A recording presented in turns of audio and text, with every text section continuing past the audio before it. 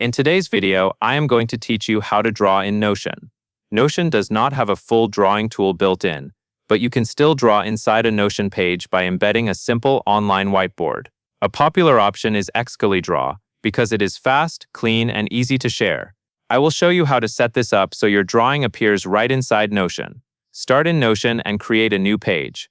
This can be a blank page or a page inside an existing workspace.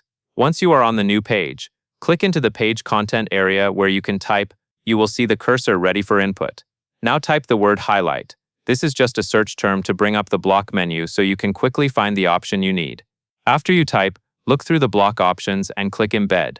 The embed block is what lets Notion display content from an outside link directly on your page. After you select embed, click into the highlighted input field where Notion asks for a link to embed. Leave this open for a moment, because next you will grab the link from Xcally Draw.